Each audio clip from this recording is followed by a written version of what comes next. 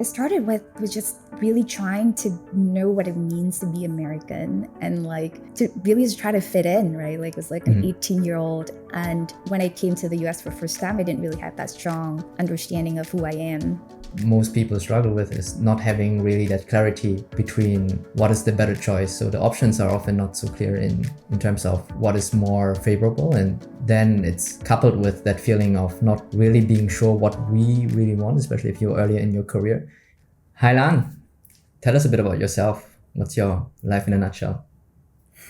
Sure. Hi, Quang. Good to see you. About myself, well, I am the founder of Asla. We provide executive training and coaching. And we are also developing solutions that make living with a purpose and clarity more accessible to people. Maybe a bit of background before this. I am an ex-CEO of a startup. I'm also an consultant, an MBA, and I'm a mom. So I'm a mom to a little boy and also a cat. And yes, a wife. So that's a nutshell about me. Love it, thank you. And can you tell us a bit more about where you grew up, what was your upbringing like, and then where you studied, and what were some of your career milestones? I grew up in Vietnam, in the countryside with my grandparents actually, because my parents were there in my childhood, but they were either studying abroad most of the time or working in Hanoi. So I was spending a lot of time with my grandparents. Yeah, so I grew up, like part of my childhood grew up in the countryside and like chasing cows and stuff. Nice. And then when I was 7, I moved to Hanoi to live with my parents, and that's also it was an interesting transition to move to the city. And I would count it as a big transition on top of the one where I moved to the States to study, and then I moved to the States for college in 18, and that's also started my new identity as a foreign student, and building my worldview is very heavily influenced by liberal arts education, by the Northeast viewpoints, etc. Yeah. What did you go to study, and how was that experience like as a Vietnamese foreign student? Yeah, so I studied at Quang Do University, so that's my college, and then after that, after a couple of years, I went to Harvard as an MBA, and I think it was very different in those two times because when I went to Quang Do, that was my first time ever being abroad. I intentionally chose to study in the U.S. because I thought it was the furthest away, from Vietnam in terms of both geographic, but also very different, right? Like in system, way of thinking and stuff. So I was very intrigued by the difference. I wanted to really expand my mind the best I could. So I think the study in the States, went to a liberal arts college, and Quang Do University was in like upstate New York, which is like the most rural you can get, I guess. So it was a huge difference, like moving from, bustling Hanoi, right? And before I mentioned I was in the countryside in Vietnam, but there were definitely more people and like more animals even when I grew up. But yeah, so going to the States, and then my college education was, to me, like it's marked exploration, like the stretching of the mind the best I could. And it's challenging. But it was both. It was a lot of fun, but it was also really tough back then. And I think the second time I was sort of international student. It was not that international anymore. Like before that, I was already living in the States for like close to 8 years or 10 years. And to me, like the second time when I went to MBA, like I felt that was less of an exploration, but it was more of a deepening of my identity. And that was when, I felt very strongly about my identity as a Vietnamese person, and sort of try to find a mix, right? Find a combination between, building all my adults in the States, but the heritage of a Vietnamese person. Versus in college, I was really just try to adapt. I was really just try to like learn English and like understand what's going on and stuff. Yeah. I would love to go deeper into this journey of identity and Vietnamese. How was the journey like for you actually? And you said you had the first phase and then second phase. Was there anything in between, or did you stay in the US throughout? I stayed in the US since college and went to Okay. MBA and then came back to Vietnam, which also another decision point. But yeah, about that identity, I think it started with just really trying to know what it means to be American and like to really just try to fit in, right? Like it was like an 18-year-old. And when I came to the US for the first time, I didn't really have that strong understanding of who I am, who I was even. And I just tried to learn and to explore. Yeah. And even after I left college, it was years of exploration. I was lucky enough to find jobs and was able to move jobs. I pretty much moved jobs every like 1 to 2 years and moved cities. You know, I was in DC, Boston, and New York within the first 5 years of my career because I was that curious and eager to explore. And it's very unstructured exploration, I would say. Now looking back, I was just like curious to learn everything.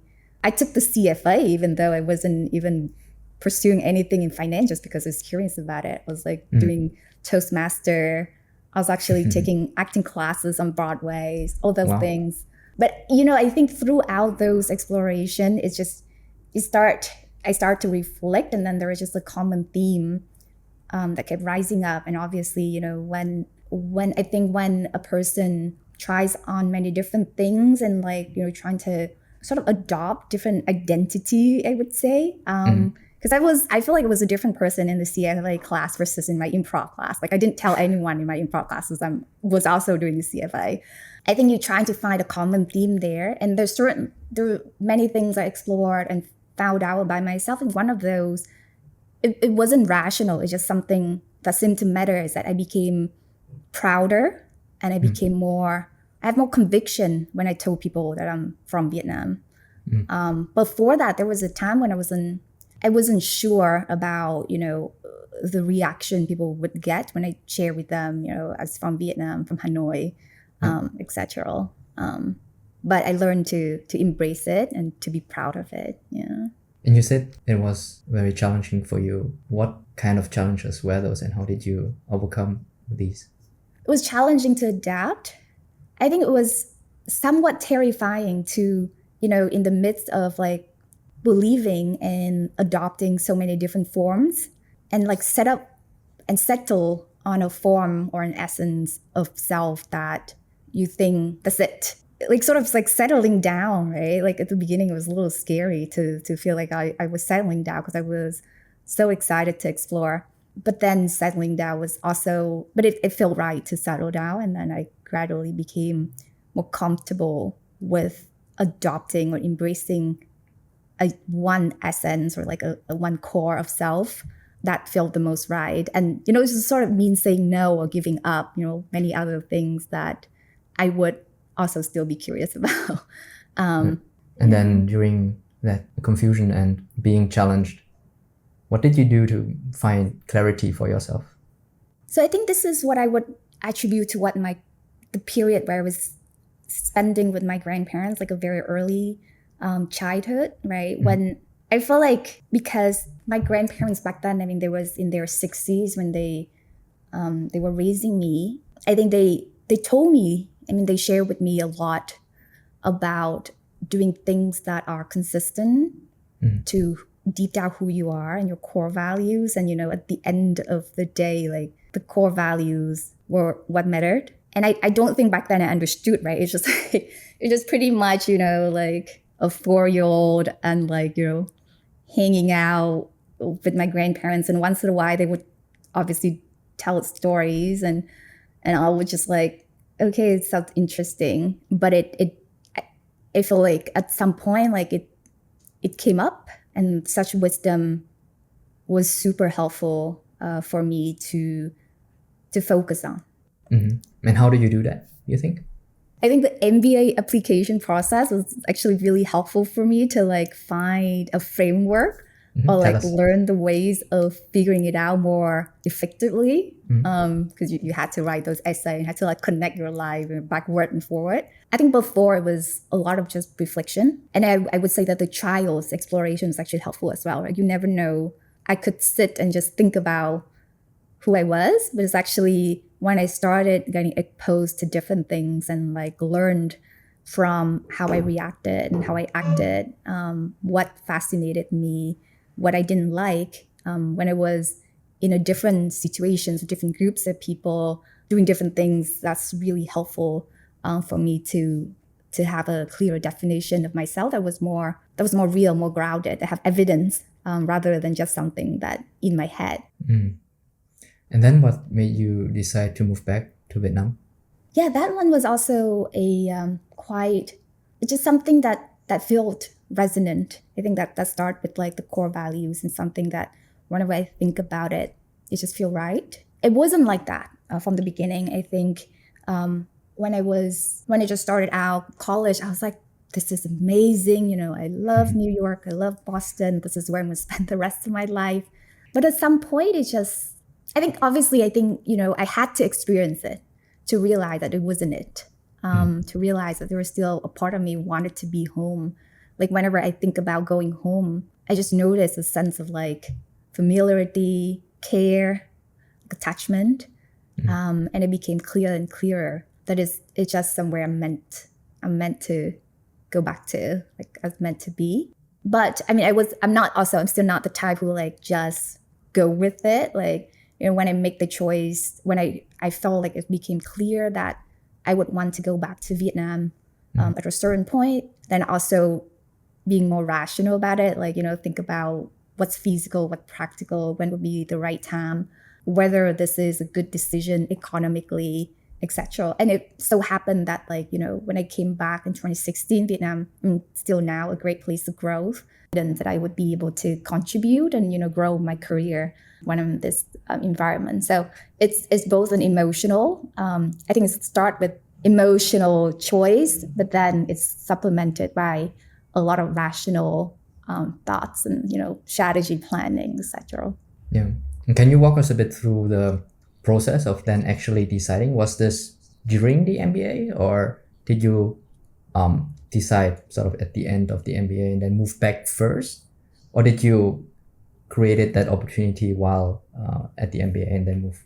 Yeah, it was before MBA. I think this was, that's a process of also writing the application that it became clearer and clearer to me. So that I love the application process. It was actually a great process for me to find self-clarity. And it was funny because people were like, oh, you just say that you would go back to Vietnam, because that's a typical, you know, story for people who apply to MBA. You know, I'm going to go back and like build a greater place and contribute and stuff. I was like, I really meant it.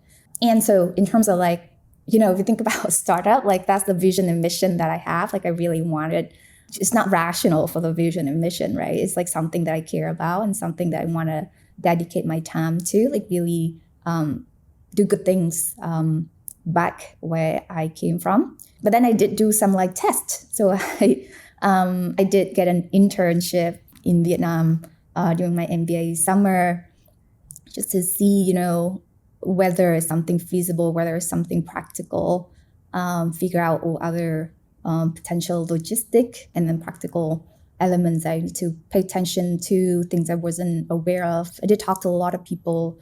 And yeah, through that summer internship, I also chose an internship at consulting company BCG, where I ended up spending a couple of years there as I moved back. I think that was a smart transition to move back to Vietnam from, you know, learning perspective, economics perspective, impact perspective.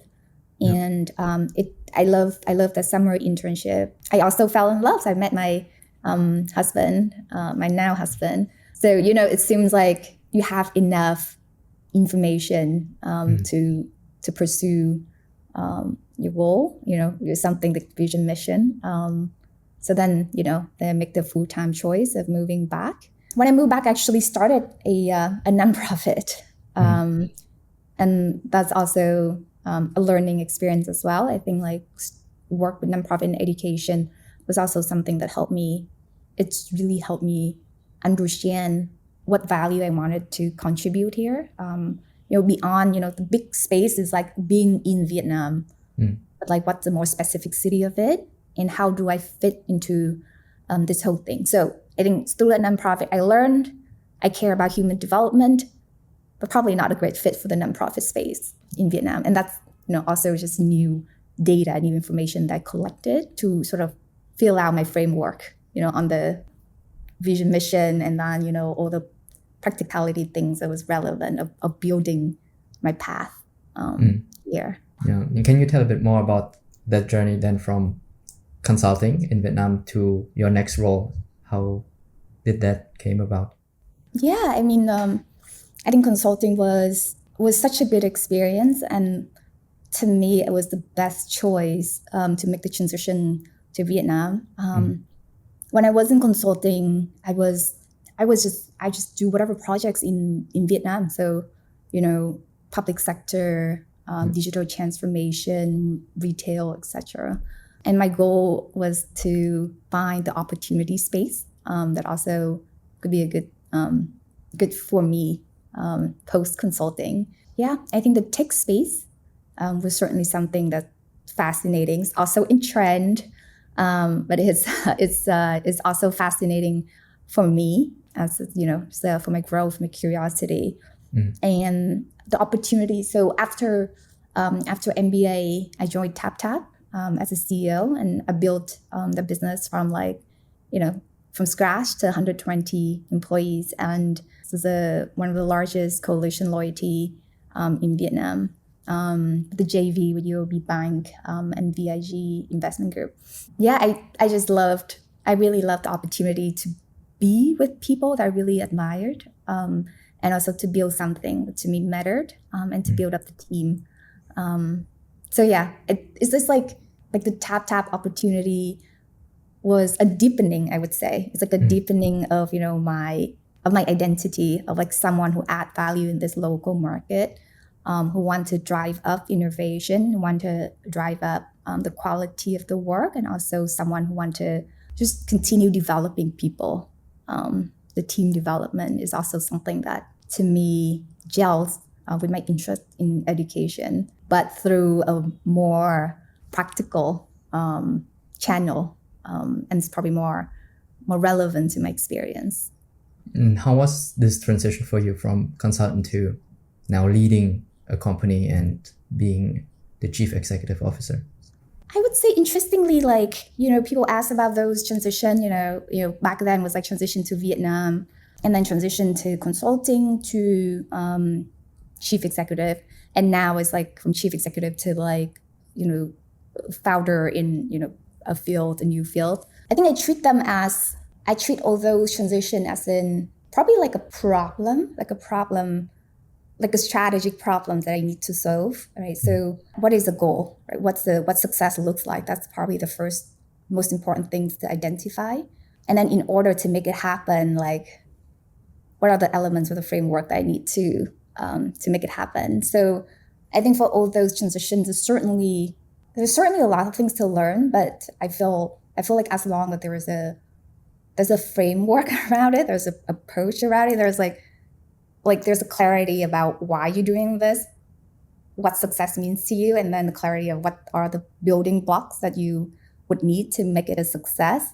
Then it becomes just another problem solving process. I think probably the hardest part is to be very clear about what success, and be very honest with yourself about what success means, and then keep updating your framework, right? Because transitioning from consulting to leading a tech business, you might have an idea of what the framework is, but then as you learn, as you experience, you might need to change it. And then probably the hardest part is to be very flexible about changing and be humble, to know, right? Start to be aware of what you don't know, and then just keep learning it, and be okay with the mistakes that you made, and just keep looking forward. So that's a very consultant way of looking at things. It is. So I do think it was a good training for you, like really having a crisp problem definition and then defining your own hypothesis, but updating it along the way as you iterate, right? And then really defining the success factors. Yeah. I think you touched on what motivated you to be leading Taptap and to transition there. Have you ever lost your motivation along the way, and what did you do to regain it if you lost it? Yeah, I think, not just at Taptap, I think throughout there are always moments of doubt. And, I think for me, I consider my motivation should combine both the inner drive and external drive, right? Like a more intrinsic and extrinsic, I would say. Mm-hmm. And the stronger both of them are, I think the better. So, I think I was leading Taptap during COVID, and I was also having a small child. I started, it was like when my child was 6 months. There are moments when I was like, especially when he was sick, like, I was like, I just want to leave. I just want to, be able to spend 100% of my time with him. And those moments, I would say I have to, I think recall the intrinsic, drive of what I was doing it for, right? I wasn't doing it for being able to get away from my son, definitely not, right? I wasn't doing it for a milestone. Like, I was doing it for my own growth. I was doing it for the product that I think would be helpful for the businesses. I also doing it, I think part of it was because I want to be a good role model for my children. Then you were like, okay, then what would it mean for my action day to day? So that was helpful.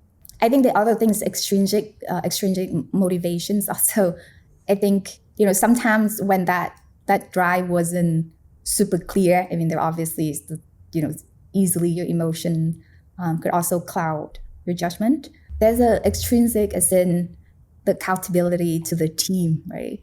And also the system that you created, the discipline, the muscle, the work ethics that we build along the way, right? Like, you can't just leave. You can't just let whatever happen to the work that you're responsible for. Mm-hmm. I think that factor of extrinsic motivation, by setting it up right, it's like complementary, and both of them combined can help you weather the impacts, right? That might chip away your motivation. Obviously, the inner motivation to me should be the guiding light, like it should pull you. But then the extrinsic is something that you set up and you build a muscle so that, at some point, whether the magnetic field is a little weaker for whatever reason, you got, distance away, and this thing can push you along the way, that you can still keep moving. What I do see is a lot of fresh grads or more junior people will be more driven by extrinsic factors, and then as they go through their career, build up this more intrinsic, which I feel often comes a bit later once, your family comes into play and your priorities start to change, and then you are driven by other things. Do you agree? Yeah. And I think, to be fair, like, I coached recent graduates, and I think they struggle to find that intrinsic motivation simply because they have so little information. Mm-hmm. I think it's similar to like asking a person who never dated, who's your ideal husband, right? And then since they've never dated, like, the perception of it was like either influenced by what they saw in movies and stuff, and there's very little conviction or clarity of what it was, which is fine. I think that's the whole, that's why the exploration is going to be very fun and very important. And how do you coach your coachees to find that for themselves? Depends. Lots of coachees that I work with, as people who've had some experience. So then they have a little input, right? The people who've dated a little bit and became more realistic and have some idea of who they are and what they like. That might, that's more typical and unique to themselves. We usually, there are various techniques about it. There's reflection techniques, right? Visualization techniques, exposure, reaction, like adopting different perspectives and seeing what feel right for you. Generally, finding the intrinsic motivation is something that's very intuition driven. very like feelings driven because it's not something that's rational. And I think the most important things that I try to hold for my coaches is that a lot of my coaches are people super rational, right? So they rationalize through their inner values, either as, they think that should be, that the way that should be, or they want it to be like that for whatever reason. And I think the most important thing is just have the courage to embrace who you are and have the conviction about it. That's probably the most important things that I hope I could bring to my coaches. It's very interesting. And can we talk a bit about how you then transitioned from CEO and Taptap into becoming a coach? What drove that decision? Yeah, it was so fun because, I think like my career, right, there was like a period of exploration, just like unstructured exploration and like have no form, like no clarity about who I was. Mm-hmm. And then, I think starting from MBA and then even, after Taptap was a time when I'm like deepening and growing that very clear identity that I have for myself, like clear priorities and stuff. And now it's a period when I feel like I want it for other people as well. Like I feel like the drive to help other people to find clarity and find purpose is something that's very just like, I keep getting pulled towards it. And then more generally, how do you think people can manage when their current career choice is no longer what they want? And how do you typically make decisions when and how to change? Interesting questions. I think it's like, the main concerns of a lot of people. And I would say that like, I think it's very common for people to have these questions. I kept telling people that like, I feel like every 5 years, you probably faced with the same questions. And like people were like, no, now it's like every 6 months. I was like, okay, then you really need to find a framework to think about it. So, that alignment between what you want and what the role provided. So whether it's change because what you want change, which I think is the case a lot of time for me, like what I want change, my values change. I care about different things that I grew along my career, my lifestyle, my age. Sometimes because the role, right, no longer provided it, the role changed. But either way, I think that's time to reassess that value alignment. And then I think you should decide, right, whether there start to be a misaligned, and then, when that misaligned is big enough, then it's probably time to think about changing. But then just being rational and practical. I think you shouldn't just be there, right? So that values are always that feasibility and practicality factors that you need to consider as well. Like I would ask people of like, do you have other practical constraints? Like you shouldn't ignore it. Because, changing, moving is hard enough. And then other practical constraints might kill that pool, make it super difficult.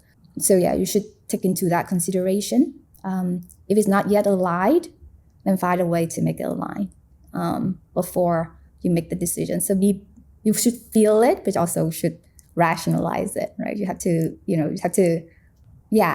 should have a strong resonant feelings about, okay, this is not what I want, and this is, I want a different thing. But then you also be very strategic into your path of getting there. Both, I think both the values alignment, consideration, and also the practical consideration that should drive people to that choice or to the plan to get that choice. Interesting. And how can you balance that feeling of deciding between, okay, this is maybe just a slight feeling of I should give up, perhaps I should persist a bit longer, versus, okay, this is clearly misaligned, I should trust my gut and go with that? It's a very interesting question. I think to me, again, it goes back to, do I know why am I in it for? Like, what was the original reason? And be very honest about it, right? What was the original reason? And why is not there anymore? Now, if you feel like again, it's hard for someone else to do it for you. And I think it's just like the complete honesty with yourself is also very important. Is that, are you leaving it because you're scared, right? Are you leaving it because you're afraid of the feasibility part? Like, are you leaving it because something else rather than the vision of it? So if the vision of of the success is still resonant with you, but you're leaving it, then there's is not a value alignment. It's the problem with other things, right? Your limiting belief, your lack of self-discipline, your fear. But yeah, if you feel like this vision of your success is no longer resonant with you, then that's a sign. But again, have to be very, very honest. I think, just like an example of like being the hardest worker and the most successful, achieving the most in anywhere, in any team that I was at, like it's just something that just feel very resonant to me. Just give me energy, right? Like, just like whenever I'm tired, I just think about it. It's like I want to be that number one person who outworks everyone, outsmarts everyone, which is great. And at some point, just somewhere in my mind, I was like, I wanna have a family. I want to go home to my child. I want to go home to my husband. I just want to, yeah. And then just like somehow that image got replaced. And yeah, and then for me, like now, like the drive is not like I want to outwork everyone, right? Like it's no longer sparkling. It's no longer something that I just like, oh, I have that image and I just got that push. I have the image of like at the end of the day, like I came home tired but fulfilled about what I did, and I was able to spend like undisturbed, like totally focused time with my family. It just feel right. So then, when I'm tired, when I got distracted, then I was like, oh, and I just remind myself that image, and then I was like, okay, I work really hard, really focused on this time during the day, so I can go home like not having to think about work, feeling like I've done the best I could, and I'm able to spend undisturbed time with the people that I care about, and that gave me energy. So that's a bit different from like you still have that image, it's still motivating you, but you just like it's hard. Like somehow you realize it's really hard to outsmart or outwork everyone. You like I give up on it. That's a different drivers. And that's a beautiful sharing. I think the thing most people struggle with is not having really that clarity between what is the better choice. So the options are often not so clear in terms of what is more favorable, and then it's coupled with that feeling of not really being sure what we really want, especially if you're earlier in your career. If we take that analogy with dating, it's similar. I think most relationships that are sort of more mediocre, there are factors that are not so good, that we don't so like, but there are factors that we do like, and then you always fall in this spectrum in the middle, and it's very hard to make a clear and determined and informed decision. And I think with career, it's the very same thing, right?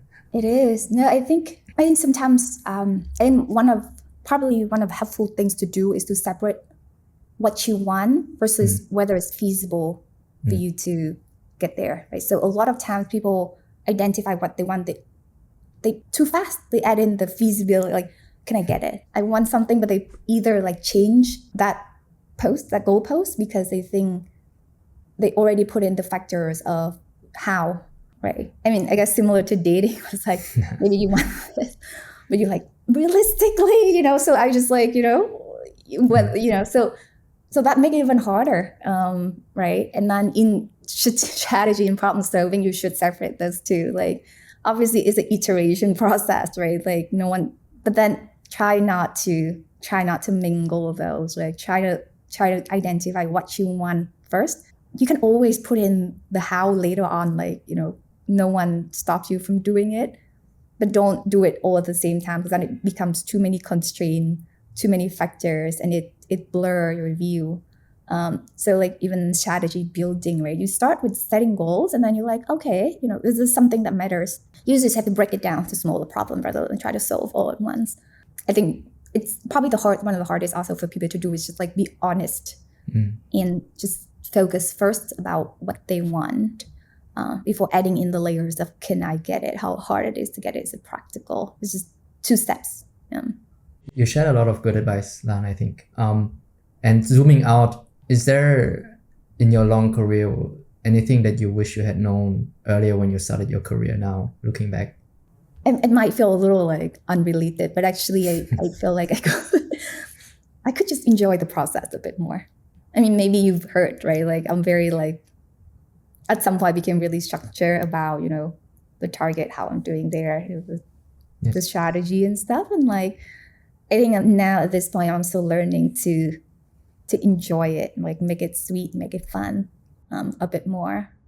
I'm not sure if this would have helped, like I think maybe like being me, I think I just have to go through that process of being hyper-focused, hyper-rational even about my career to appreciate the fact that I could also smell the rose a little more on the way. Like I think that's also just a difference in the values.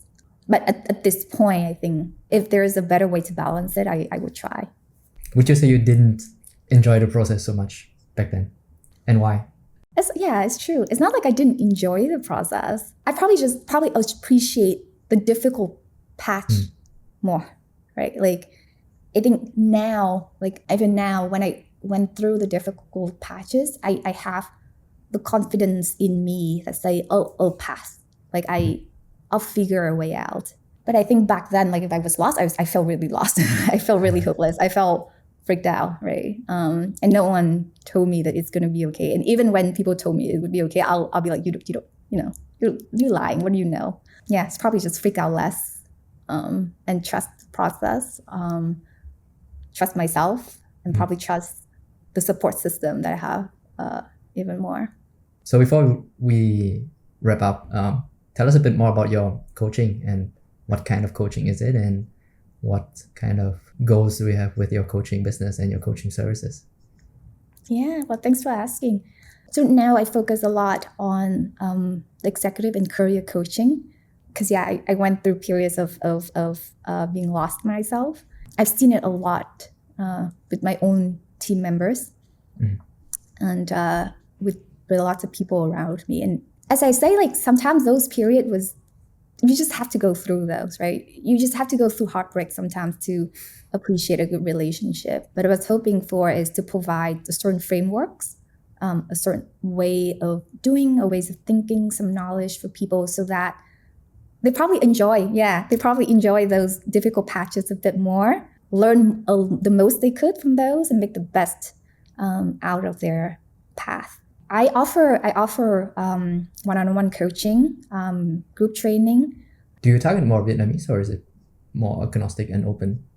So now I think I'm targeting the language is most likely to be in English. It probably doesn't matter the nationality. I think just like a certain, I think we start with people who certainly has a high motivation to figure things out, right? Open to self-learn. There's a lot of self-learn, self-reflection factors in this. So as we shared before, you do need a little data, right, to self-learn, to self-reflect.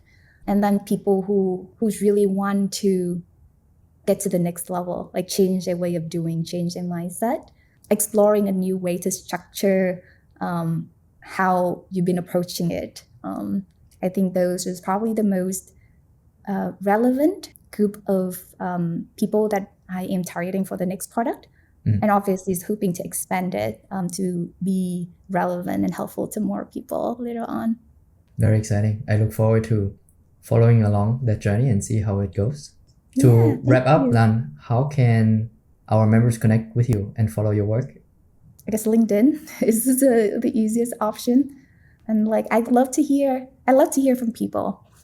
I think I try to reflect a lot about my journey, right? So I just try to remember who I was, right? When I just out of college and 3 years out, I see exactly the question you asked, like what caused the transformation, how I felt, what was the hardest thing, what I wish I knew. But I would love to hear more from people so that I can empathize and understand better what would be most relevant for them.